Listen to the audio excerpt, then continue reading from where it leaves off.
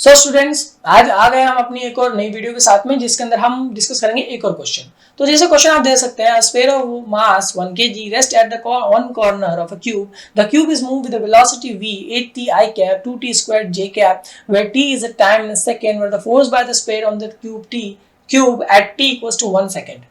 तो हमें पता करना है कि इस क्यूब पर कितनी फोर्स लग रही है। देखिए पहले क्वेश्चन क्या कह रहा है, मैं यहाँ पर एक्सिस बना लेता हूँ। पहले क्वेश्चन ये कह रहा है कि ये हमारा जो क्यूब है वो v वेलोसिटी से मूव कर रहा है, इसकी मूवमेंट की वजह से इस स्फीयर पर कितना फोर्स लग रहा है, हमें ये बताना है। तो अगर मैं ग्राउंड पे खड़ा हूं और मैं ग्राउंड से खड़ा होकर हम क्यूब तो स्फीयर को देख रहे हैं, देखेंगे कि स्फीयर मूव कर रहा होगा विद रिस्पेक्ट टू क्यूब।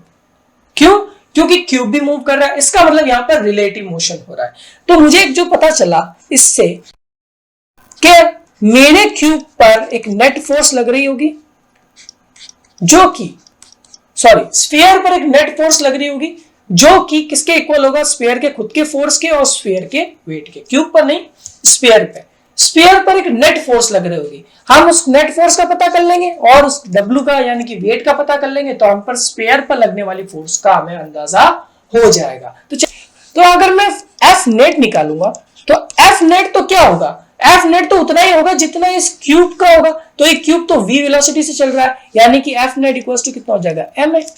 अब यहां मुझे m तो पता लेकिन a नहीं पता, m तो हमारे पास 1 है, a नहीं पता, तो a किससे निकलेगा, हम जो हमारे पास वेलोसिटी दी हुई है 8t I cap minus 8t minus 2t square j cap, इसको मैं with respect to t derive कर लेता हूं। किया तो मेरे पास कितना आएगा, 8I cap minus 4t j cap. t equals to 1 second पे, तो t बराबर 1 रख लेते हैं। 2 मिनट, यहाँ पर प्लस गलत लग गया, प्लस नहीं लगना चाहिए था। 4t j कैप, ये ओके। t बराबर 1 रखा, t बराबर 1 रखा, तो अब हमारे पास कितना आ गया, हमारे पास कितना आया 8, एक्सेलरेशन हमारे पास कितना 8I कैप 4j कैप, यानी कि हमारे एक्सेलरेशन की वैल्यू ये है। तो यहां पर रख देते हैं, तो 8I cap minus 4j cap, यानी कि हमारी टोटल नेट फोर्स कितनी है 8I कैप 4j कैप। ये हमें पता चल गया, हमारे पास एक्सेलरेशन नेट फोर्स निकल गई। अब नेट फोर्स निकल गई तो आप हमारा वेट भी निकाल लेते हैं। W इक्वल्स टू क्या होता है, mg होता है। m हमारे पास कितना हो गया 1।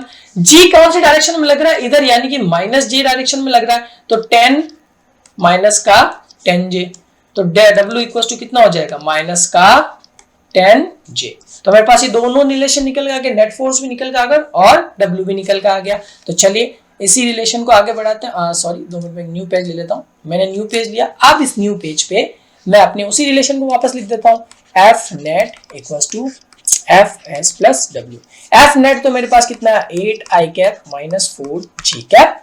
एफ एस मुझे पता नहीं है तो इसको छोड़ देते हैं। डब्ल्यू हमारे पास कितना आया था, माइनस का 10j कैप। ये माइनस का 10j कैप है, उसको उधर लेके चले गए, तो ये किसका हो गया, प्लस का 10j cap equals to F S. तो अब मेरे पास जो एफ एस की वैल्यू आएगी वो कितनी आएगी, 8I cap plus 6j cap. इसको सही से लिख लेता हूं, प्लस 6j कैप। मेरे पास आ गई वैल्यू।